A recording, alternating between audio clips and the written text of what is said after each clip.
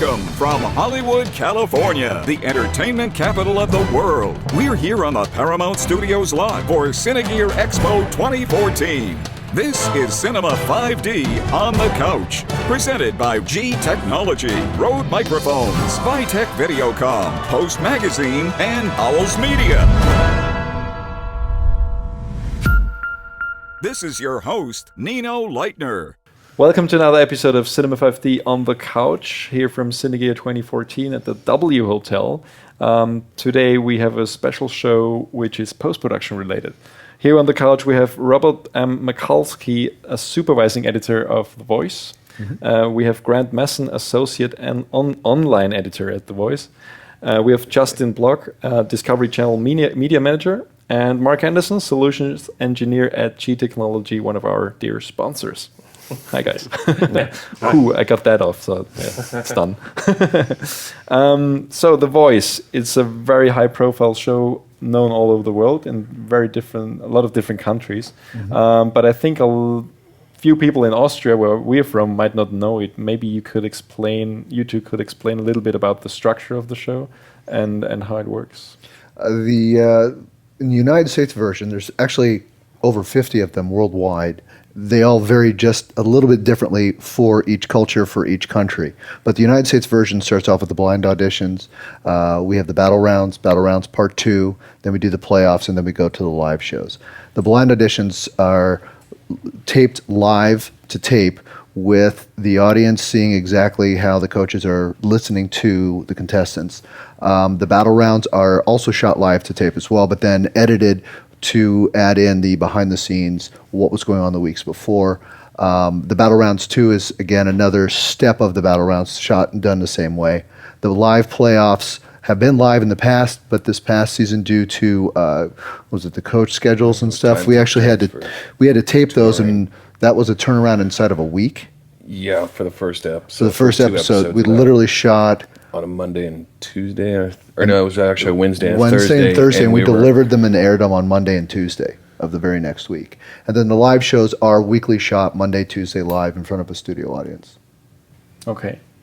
And how many cameras are you shooting on? I mean, for the blinds and the battles, it's 16 live cameras, and then 2 reality, which are in backstage portion, either focus on friends and family or friends and family on the side of the stage. For live, I think we do 8 taped ISOs, so there's a little less cameras and a little less leeway because we don't have as much ability to edit that. 18 cameras on stage live at the time, but we're only doing ISOs for 8 of them for protection, and in case camera drops or profanity or something falls apart, we can cut around it with those 8 cameras.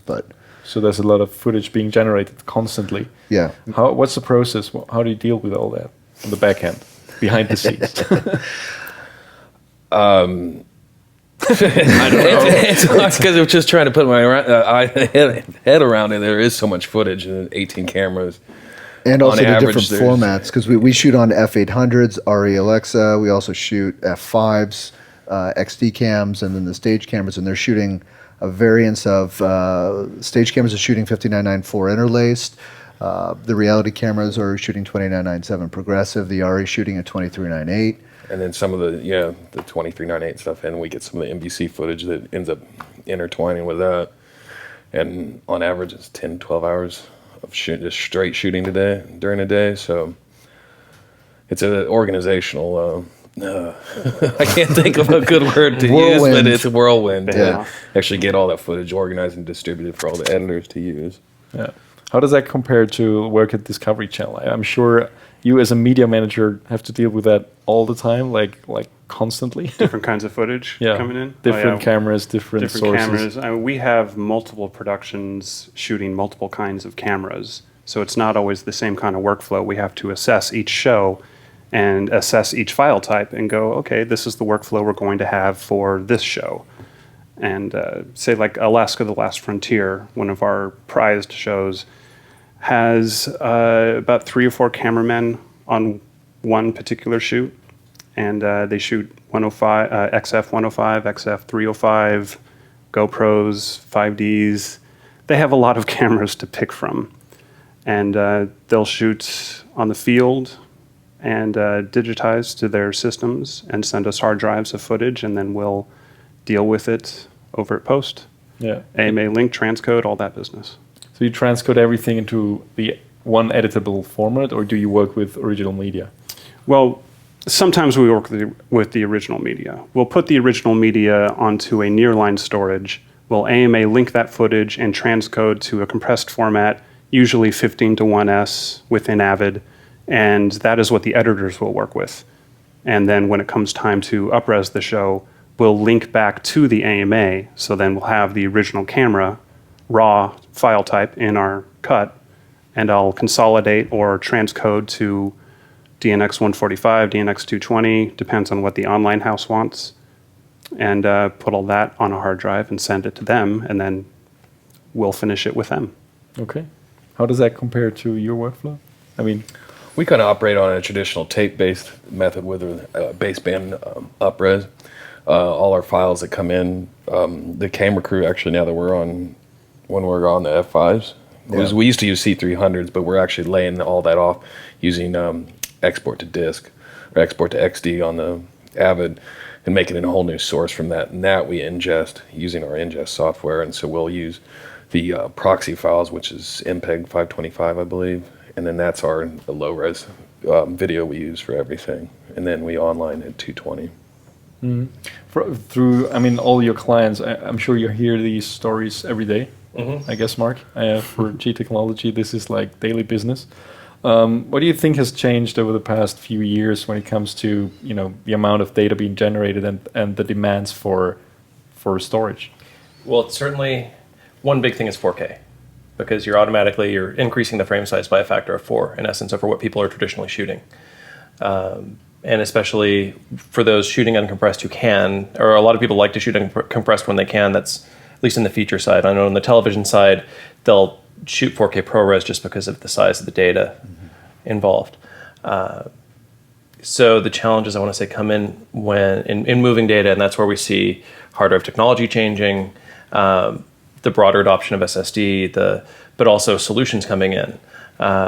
Things that enable, like our G Drive Pros or other things that use sort of a novel solution to deal with the increased bandwidth and as a result of the increased bandwidth, also the increased capacity necessary for that data to be moved around.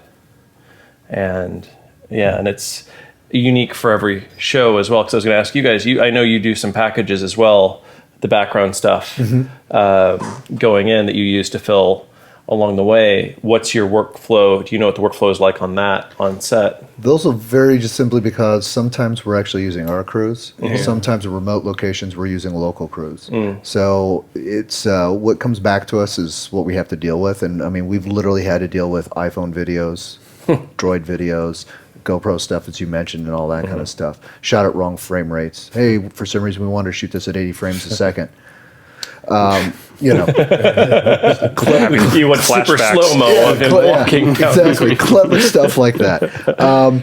So that's why we return back to the XD format, because it's small, it's thin. We can toss that stuff up on the shelf, bring it back up, and as Grant says, we baseband our online process because it's faster, and we feel that we get just a slightly cleaner picture, especially when we're going through the brilliant lights and stuff out on the stage and stuff. The contrast stuff is really important to the look of the show. So we try to get it back to one median level, which is get it back to the XD cam, because the other thing is that we're also backing up on all those masters those are also backups for all of our audio. And we've got, how many channels is 60? Well, we use the 24 tracks, the Right. Avid maximum to do everything. But And actually of separate audio ISOs, it's how many? 8 times 16, I can't do the math now, but We've been on hiatus for a couple weeks, so so we're also using that also as the audio backup for everything as well. So we've got that backed up on drives, we've got it backed up on XD cams. So if somebody pops a mic, we've got pre-fader, post-fader, all that kind of stuff. It's all backed multiple up. redundancies. So that's our big thing, because we're also supplying a 5.1 surround sound mix as well as stereo and all that. We have to also take into consideration somebody yells something profane, we've got to cut that out, but we've got to get it out of all the other channels. So it allows us to, as I say, keep everything in a small compact space, but still get access to it and get what we need quickly. I always wonder about that profanity. If you editors do a profanity reel, like you put all that together and just link it online. Most of it would probably come from the post department, unfortunately. So I mean, Discovery Productions is it's a much broader range of different kind of stuff you're getting, I guess. I mean, you send people to Africa shooting documentaries, and then you have just the normal kind of stuff, I guess, every day as well. Yeah, I mean, sometimes we'll do studio shoots Yeah. as well. Sometimes, we send people to South Africa to shoot someone hunting down someone else. I think that's Manhunt. Sorry, not for real. Not for real. A show called Manhunt is another type of show where they were shooting a lot of different types of formats and sometimes a lot of different types of frame rates, which was my headache. Sorry. No, Did I trail off? I mean, is it all of your shows are series based, right? It's not like individual. Do you have individual like documentaries that are produced by Discovery? A lot of the shows that we produce right now are series. Individual documentaries, I think those are done out of house. We also have East Coast productions. So we're kind of representing West Coast productions right now. So in-house right now, we have about 3 shows in the works, I think. One is actually posting in-house right now. This is Alaska, The Last Frontier, which I mentioned previously. And when it comes to resolutions, Mark mentioned 4K briefly. Is that on your horizon already, or are you still? Are most of your shows not even HD yet? I don't know. I mean, we're HD. Our biggest challenge with the 4K, we'll do beauty shots, as I mentioned, the Arri Alexa. We'll use that to for the final 12 contestants and for the coach beauty shots and stuff. And we'll also do our coach open with the performances of the 4 coaches at the top of every season. That's all shot with that. But storage-wise, oh geez, that's just going to be a nightmare for us. Plus, we also have taken into consideration our rendering time on a 2-hour episode. Sometimes is split between several systems. We'll run 8 to 12 hours on, say, 3 systems to render a complete show. So if we're at 4K at that point, we're just HD now. If that takes that much more time, somebody's going to have to make a much bigger computer. You know, we don't have that time frame to turn that stuff around. We're still limited to the nitrous box. Yeah. Which is... And it's right now, that's a structural limitation of how fast the computers can grind the numbers and stuff like that. When we're on overnight shows, we'll literally have 3 or 4 systems rendering sections of the show in order to make air the following day. So, I mean, 4K is gorgeous, but right now it's just, HD is doing what it needs to do to get us on the air and for people to enjoy the show. And it's gonna be a while before I think we actually go to that, except for, as I said, just like the beauty shots. Right. And I'm guessing that's probably where you're different a little bit from some of the, I want to say episodic series, where you have where I would imagine that a lot of NBC Universal stuff is shot in 4K to be future proof, so they can completely. But that's a whole different process. Exactly. We actually had a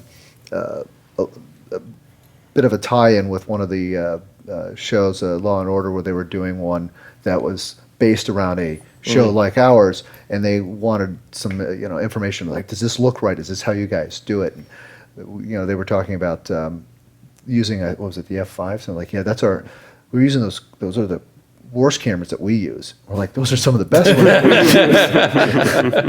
So it's like, we get to use the Aris every once in a while. We're dealing with the F5s, and they're great cameras. But you're right. That is the difference, is that we're not looking forward. No one's going to be sitting around 15 years from now watching The Voice unless we're on the show or something. You know, it's not going to live past. They don't expect a large Hulu revenue stream from Exactly. The Voice Series 1 or Season 1. yeah. It's a 4K situation. Anything you're thinking about? I see it on the horizon. It's very close. Right now, about 90% of our footage is just HD. If we shoot aerials, they usually come to us on Alexa or Red camera, and those 4K files are gorgeous, but we can't really use them. We have to downgrade them essentially to fit the format of the rest of the show. But I do see it creeping up, and it is going to be. I'm going to have a lot of questions when that comes around. Like, how many computers are we going to have to update? Because there's no way we can update all of our computers to run this kind of footage. We're just going to have to make some extra decisions when we come around to that. Do you think, 4K broadcasting is still, I think, some years away. But I think the use of 4K right now, also in cinema, but more so even in TV, is resizing, be able to crop into the picture. That must be, opening up for you guys, because photographers have been used to cropping pictures and doing whatever they want with them in post forever, because they were essentially able to, they could crop it and turn it, and it's never possible with video. But now with 4K, this is an option that is there, and especially I think for documentary, where very often you only have like that one shot, you have that one chance to get that shot. And sometimes you have probably the wrong lens on it. I know it as a cinematographer, but you still need to get it. I think 4K might be something where you could, make that more usable than it would be. Well, in that case, we would definitely utilize it.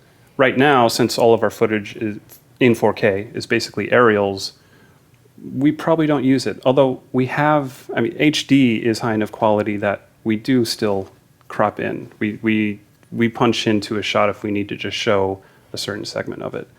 Aerials, not so much right now. We want that epic shot, that wide, sweeping view of the trees where this scene is taking place. But yeah, I can see that being very useful. We do use some of that on some of the B-rolls. I was just thinking about that. Time lapses. With the 5Ds, it'll shoot, I don't know, it's 3 or 4 times our, I don't think it's traditional 4K, but it is larger than our frame rate, which we'll throw into After Effects and just scale down and make a regular 1920 1080. With the new Avid, with the frame flex and stuff now, the other thing that we'll do is if we get a nice, lovely shot here, is we'll do that push in and approximate a camera move. And we can do that because it's 4K. Put that in there and do a slow drift so it looks like we had it on rails. And people, ooh, that's what it's like, no, it's faked. But, it does allow us a little bit more creativity, as you said, to push in, do camera moves, and, make the footage look even a little bit more dynamic than we could if it were a standard F or an HD shot. Yeah. Well, are you delivering at 720p or 1080? 1080i. Okay. And same on Discovery, is it all 1080i? 1080p. 1080p. Yeah, okay. 2997, 1080p. Yeah. We shoot the stage show's all shot interlaced. They like that crisp feel that when they're pushing in on the people, they'll see them sweat, see the pores. They like that crisp, you're sitting next to them kind of feel. But for the progressive, that's all shot, for the reality, that's all shot in progressive because they want to give it just a slightly different look. We also have been playing around with shooting more stuff 23.98. Last year we did the full Coach Open, shot at 23.98 progressive, switched all the stage cameras and had everything shared the same look for once, whereas before we kind of popped in different cameras were shooting it, and we had the RE and stuff like that. But that's a conscious creative decision that the show made. So your show is partly live, or is it all pre-recorded?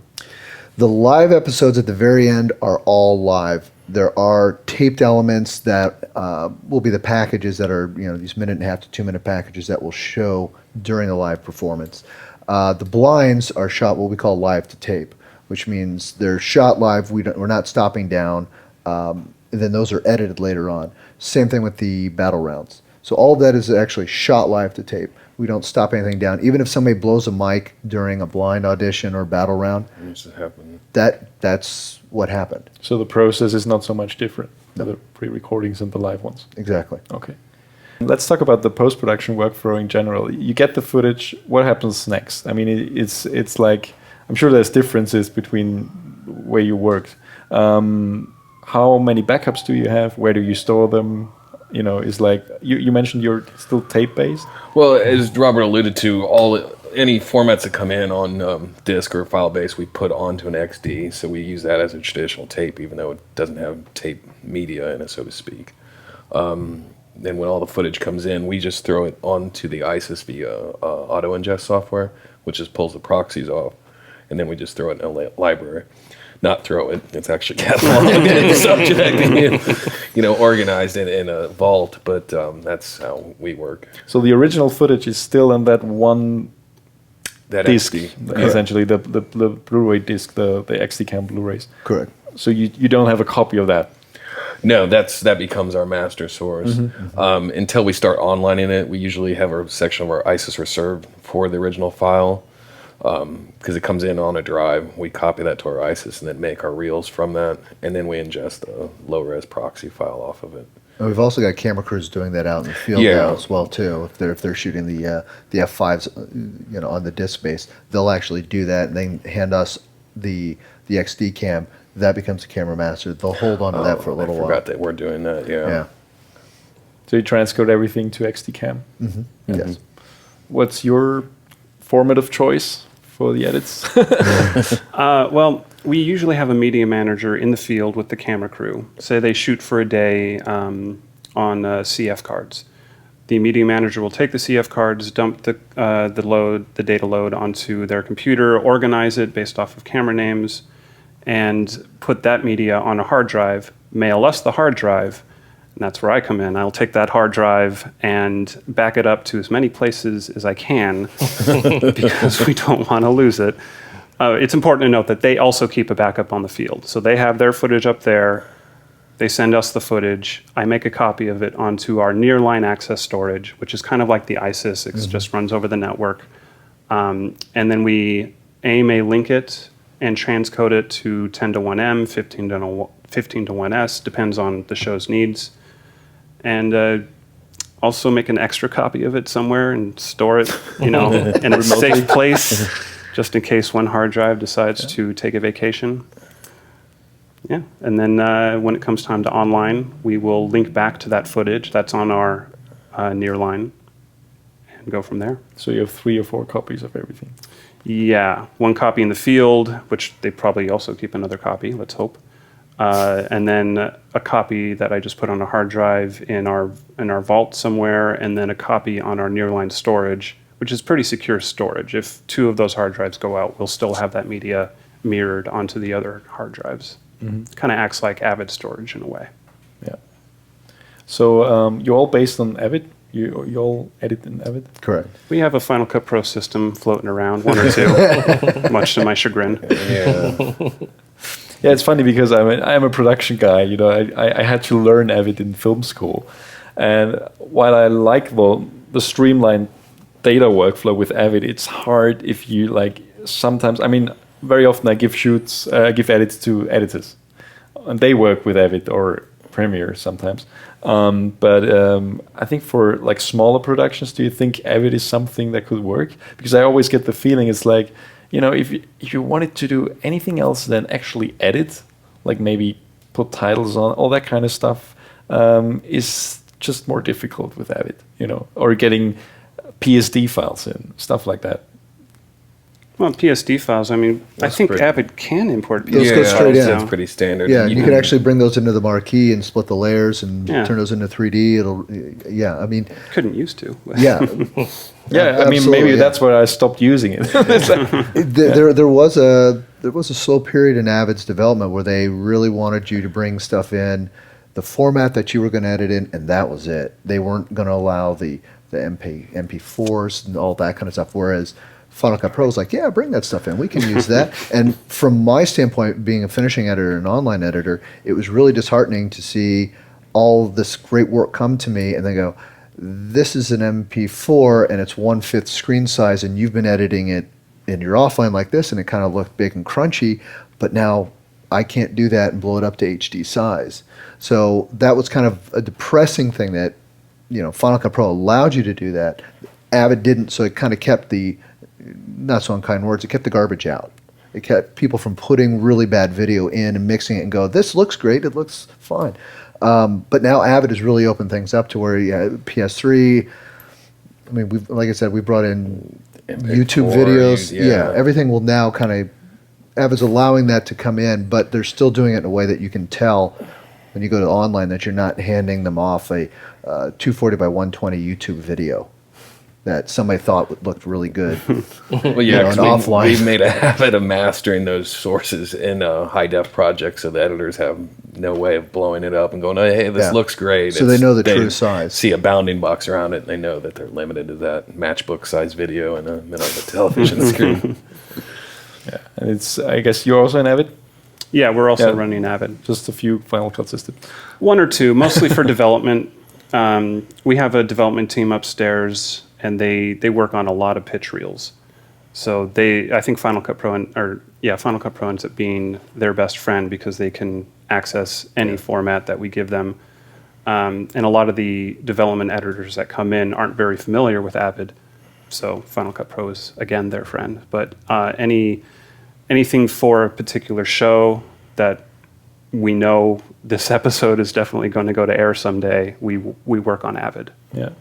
I mean, we touched on 4K, but apart from that, where do you see this whole process moving? I mean, I see more and more camera manufacturers finally embracing codecs that are editable. And also, while XDCam is a great standard, it's obsolete, like technically. And there isn't a new standard that replaces XDCam.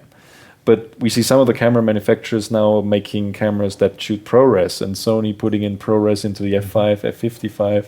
Do you think that do you already have a feeling that this will make your job easier, or the turnaround times faster, and because you can edit right from what comes in? Or is that something that you think will never happen because all kinds of people will do different cameras that do different formats? I think it comes down to that. It's like we're not going to be able to change every end shooter and tell them you've got to work in this format. I mean, we've tried. It just doesn't. We've got white papers on cameras. This is how you want to set this. And people have different equipment. I think that's going to be something that's going to be very difficult to control, simply because there's so many cameras out there. We've tried to initiate a format list of how we want things delivered to us. And we've got a white page that we send out all the cameramen, and based on their equipment, they may or may not even be able to make those standards. So I think for there to be one universal edit, codec is going to be difficult, simply because there's so much out there in the field that can be used and is still being used. I mean, we used to use Canons. We switched over to the Sonys because we were having color timing issues between the LUTs of the Canons and the Sonys, and they don't really dial directly in very cleanly. And that was one of the reasons why we switched over. Now we're shooting all completely Sony cameras except for the ARRI. So knowing that there's all the variances out there with the cameras and stuff, I think that's still going to be in play for a while. Yeah. And do you see like field recorders having any say in that? Like I for example, work for a production company frequently where I'm required to use a Atomos Samurai blade with the F5 because they want to have DNX HD right then and there. Right there. It's a bit of a pain sometimes, of course, because as soon as you want to do, like, it rarely happens, but if you want to do time lapses or high speed stuff with the F5, sometimes the recorder just says, well, what is that? And it just stops recording. So they do that also because we have the backup right when we shoot, because we record internally and on the Samurai, so you have two copies. You have the original XAVCs, but also the DNX HDs. Speaking specifically for post, I know it helps us a lot. As soon as it's in a format that we can bring in and ingest, we literally have at some points 20 editors waiting for the footage coming in. So if it comes into us and we've got it on the format that can go directly into Avid, that makes us happier. I know when we had the Canons, it was, what was the turnaround rate for? We were actually importing that and then kicking that back to XD and then bringing that back in. I think it was about 3 times real time. So if we've got an hour footage that we have to do that to versus an hour footage we plug in and play and start editing, we'd much rather have that. So we know the cameraman will probably grouse a little bit. It's you mentioned because it's another piece of gear we got to carry around and it's something else we have to do. But the speed up post for us, which is our concern, we'd much rather have that happen. Yeah. Same with you? I would say on our side of things, the only way, if the camera's also shot a low resolution 10:1M version of each file, then my work would basically be done already. So it really doesn't matter what kind of file type they shoot in, because it's always going to be a very high quality, high definition, sometimes 4K version of that file. And that's not a file that we can really use simply because we don't have enough space on our ISIS to have 3 or 4 shows running at once and accessing the high resolution data. So no matter what kind of file type we get, we have to downgrade it to a pixelated looking, muddy looking 10:1M and then handle the editors who say, this stuff looks like crud. I'm like, sorry, I can show you the high res stuff, you just can't use it. So what kind of cameras are your teams shooting on mostly? We've used 60D, we've used 5D, all kinds of GoPros, XF 105. I think is that a Canon or a Sony? Sony. Sony. Canon, sorry. Canon, yeah. Canon, yeah, okay, because it's a Canon codec I had to download the other day. Canon at XF 105, 305. We've gotten some Alexa and some Red camera as well. But we've been sticking to the XFs lately because they produce a very nice picture and they're very easy to work with. They actually shoot in a native MXF format. I mean, native for Avid. Avid loves that stuff. Yeah. I could bring that stuff in right away, but I can't because it's too high resolution. It takes up too much space on our hard drive. So we need to knock it down a little bit. But before that, we've used basically everything. Yeah. So your shooters in the field, what kind of drives do they use to back up the stuff on site? We've been using G-Techs lately. Sometimes Lacy drives. Lately, we've been using Thunderbolt drives because we have our media manager up in the field will have a brand new Mac with Thunderbolt, so that stuff goes really quick, which is nice. And then they'll send us the rugged drives, usually a G-Tech drive of some kind, and then we'll use. We have 3 Macintoshes right now in the core that are pretty much set up to be ingest stations, and we'll plug them in there via Thunderbolt. Goes to our nearline pretty quick, and then we'll transcode it from there. Cool. So it's the small drives, the 2.5-inch Thunderbolt drives you're using? They're very small, about that big. To be independent Very from thin. power sources, I guess, right? Yeah, we could also plug in USB 3 if you don't have a Mac with Thunderbolt. They're very easy to ship, and I think that's important because sometimes our shows shoot in the middle of nowhere, and they have to carry around their own generators just to, every once in a while, fire that thing up so they can plug in their computer, plug in their card readers, dump that footage onto a hard drive, make sure that it's fine, and then close everything down, go shoot another bunch of stuff. And then, 2 or 3 days out in the wilderness, come back to base camp and load that stuff off the hard drives, back it up to their hard drives, put it on delivery drives that they'll send to us. So it's important that they're rugged, I guess, that they can be dropped from about here because chances are they're going to be dropped from about here. We're going to hope for the best. Yeah. What's your shooting ratio typically? Like how many hours of footage do you typically get per episode to air? Any idea? Oh, goodness. There is not a solid answer on that. I mean, we could shoot for a week, and some of that footage would be in episode 1, and some of it would then be repurposed for episode 2, episode 3. I don't even know how to answer that properly. Well, I guess typically how many hours, or maybe per season, if you have any idea of just roughly how many hours of footage are you dealing with? Because how many cameras? You said 3 cameramen, but sometimes 3 they or have 4. GoPros going at the same time, Yeah. and So hours. Probably depends on the kind of crew and of course. I know it. I mean, depending on the kind of director, Yeah. he would just keep rolling, and some others are like, "Oh yeah, that's done. Move on." So Yeah. I mean, that's a tough question because there is no definitive answer per show. Say one show will shoot 100 hours for a week or more, for Right. God's sakes, and other shows won't shoot that much. There is no one answer for that. Yeah. What kind of drives, Mark, do you see used mostly in the field, like from the G-Tech side? The G drives and G Raids have been a favorite for a long time, and G Drive Minis for bus power situations. But certainly now we've released our newer products like our G Dock with the Evolution series, which are ruggedized. I know Discovery Studios is looking very closely at those right now. Things that offer solutions that both enable the Thunderbolt, but also give some flexibility and scalability in terms of allowing, when you need it, higher bandwidth. When you don't need it, you can get a little more economical solution, but all use them in the same dock to interface with the drives. And then also the drives themselves can be used bus powered on USB 3 where you need to be more light or are out in the field and don't have access to that generator, at least not right immediately. Plus giving, like I said, those multiple bandwidth options.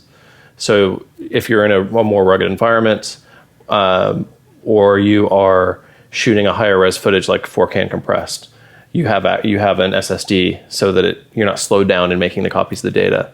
Or you can even do novel things like mixing and matching, so that for the sake of workflow, you can save time.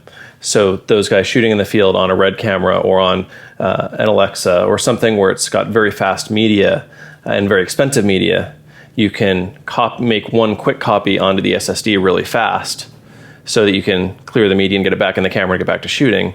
And in the meantime, while they're back to shooting, make a copy from that SSD media onto some of the spinning disk media that's a little less expensive per gigabyte, but still fast, like our EV220, which is a rated module that gives you 220 megabytes per second and 2 terabytes of capacity. So you have the better capacity, but not quite the same level of performance, but still really nice performance. So that when it goes back to ingest, then it works really well as well. And then on top of that, that same solution that we're talking about even can save them time in ingest, because you can daisy chain the docks together to ingest multiple drives at the same time, versus a lot of what they've been working with have a single Thunderbolt port. So they can only connect to a certain number of drives at the same time. So they have to connect, ingest, eject, connect, ingest. So we're really looking at solutions like that can enhance workflow and save them time to make everything more efficient, since time is money. Yeah, I think everything is getting easier with these fast drives and versatility. But I think we all can think of a lot of occurrences where, we had like data workflow problems and something, especially you guys, where, sometimes you're hitting a wall, I guess. Mm-hmm. I mean, is there an anecdote you want to share of something where... I just think that for a while we didn't have a media manager in the field, and every now and then we'd get drives back with improper file structures on it.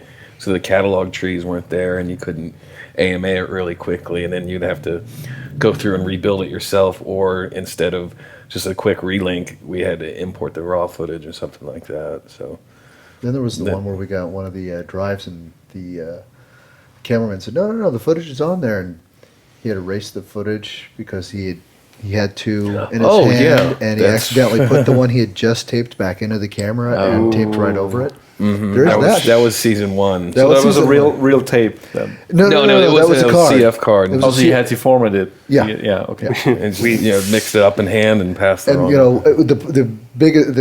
The kicker to that is it wasn't an immediate find. It was several weeks later when we're going looking for this footage, because right now we're shooting stuff for the blind auditions now.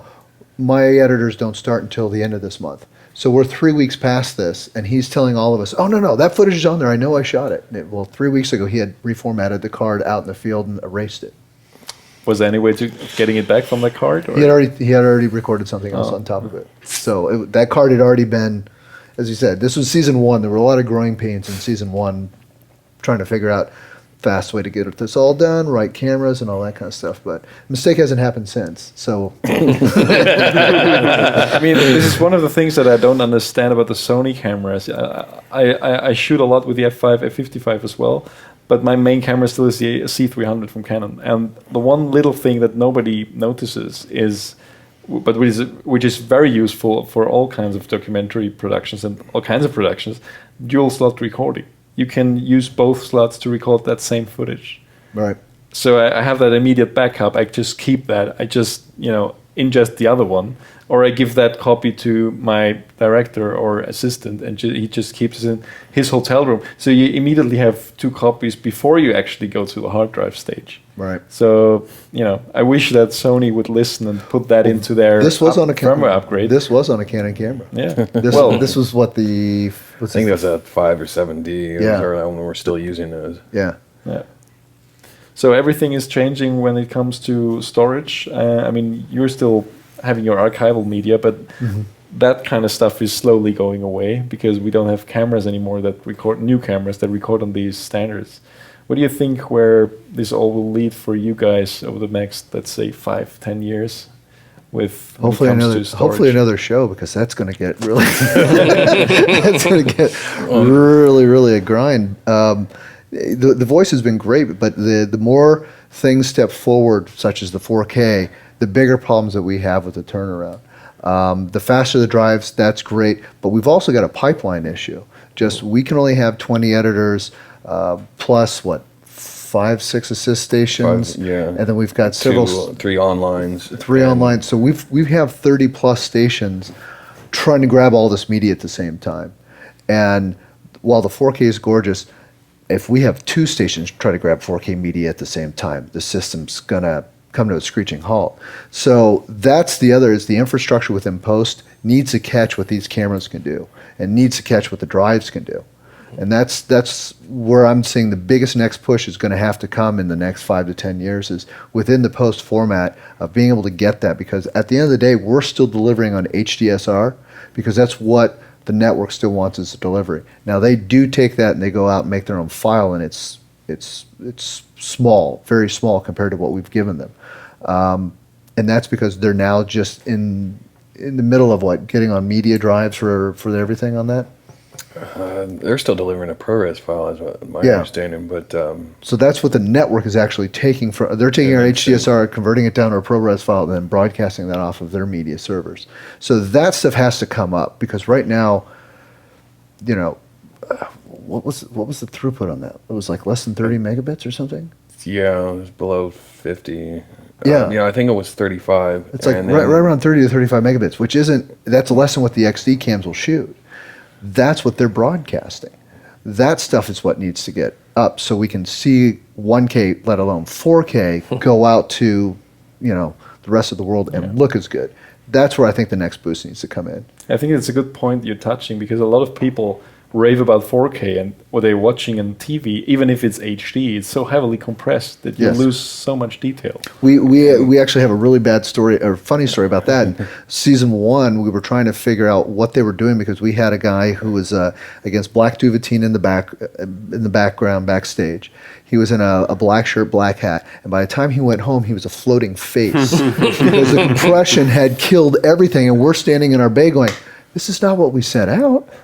But once it goes out past the network, you have Dish, satellite, DirecTV. They all do their own little compression things to it that degrades the signal even further.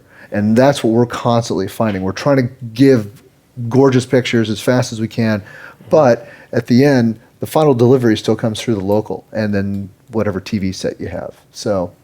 Yeah, it's like Blu-ray versus online streaming, right? I mean, you see huge differences, but Very huge. It's just taking over. Exactly. Yeah. Where do you see that all going in the next 5-10 years for your? What would make your job easier? Let's put if we moved back to tape. That won't happen. I know. It's too late now. We're in file-based land, and everyone seems to love it, except for the people who actually have to deal with the files themselves. Which, no matter where technology ends up going, it's going to be the people, the 1 or 2 people that figure out the proper workflow for this technology. So I guess technology-wise, anything that makes it just a little bit more easier, something that shoots natively to the editing software you're using, but that's kind of impossible. I mean, Avid is widespread throughout the industry, but it's not the only thing being used. Sony has Vega, Premiere exists. These are systems that are going to be competitors to Avid. So maybe the editing software needs to step up its game, as opposed to the cameras shooting that format. Yeah. And do you see storage keeping the pace? I mean, is it growing fast enough to what people are shooting and dealing with? You mean our storage needs? Are they? Yeah. Is it easy to keep up with the storage needs that you have because of all the cameras that people who shoot for you are working with? Right now it is. We're going to need to grow our storage needs to grow with our show's needs. And about, say, 4 years ago, we didn't have a nearline storage, or at least we weren't really using it. It was sort of a brand new thing given to us, this system of 40 hard drives spanned acting as one that we could then allocate space for this little pocket of information, this little pocket of information. So I guess we're going to need to have 80 hard drives acting as one instead of the 40. We're just going to need to keep adding to that. I'd be interested to see a solid state nearline. That would be interesting, because that would be incredibly faster, and we wouldn't really have to worry about a motor on a hard drive dying. All those moving parts, sometimes they stop moving, and sometimes we lose data because of it. You have a solutions expert sitting here listening. Solid state. Solid state, please. Well, solid state isn't all that it's cracked up to be. It's a challenge. I know, right? It's not the be all end all. What's the solution? But there are hybrid solutions. I mean, that's probably where a lot of things are going, where you really optimize you mix things to optimize it, right? That's where you see with Fusion IO now and other competitors giving some amount of solid state for, in essence, a very large, quick cache to give you fast access to a certain amount of data, and then a larger pool of data that's also attached, sort of like a large Fusion drive.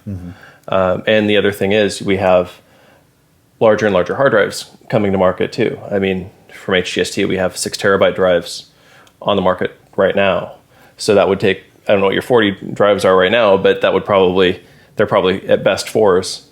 So that would, again, add 50% to your storage right away in the same amount of space, which is going to be necessary certainly as we go to 4K and beyond, considering that I think it was for the Tokyo Olympics, they want to broadcast in 8K, shoot and broadcast in 8K, which is just insane. Are there even TVs that display 8K? Nope. Why? Exactly. Okay. Yeah, because There will be one politician in China who can watch it, I guess. Exactly. Exactly. But and that's going to be one of the challenges. And I mean, certainly you have both very diverse needs.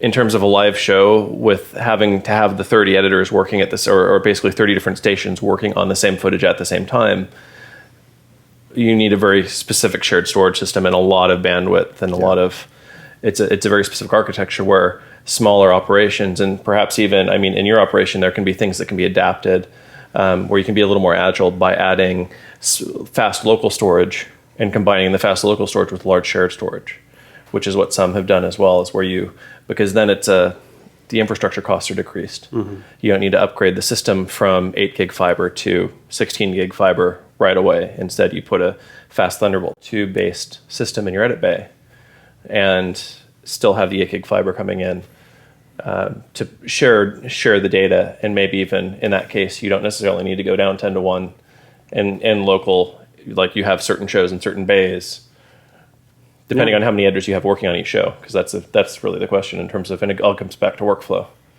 But looking at workflows, and that's, I think,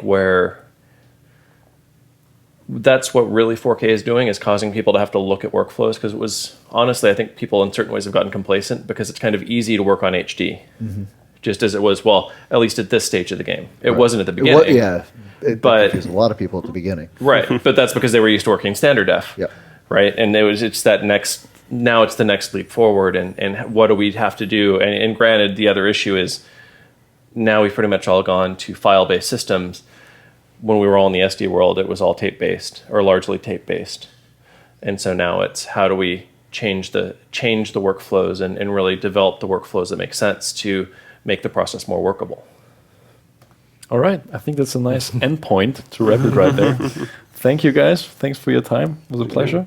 Thank you. And we thank all our all our sponsors, G Technology, Vitek Videocom, Post Magazine, Rode Microphones, and Owls Media. And see you on one of our next shows of Cinema 5D on the couch. Thanks for watching.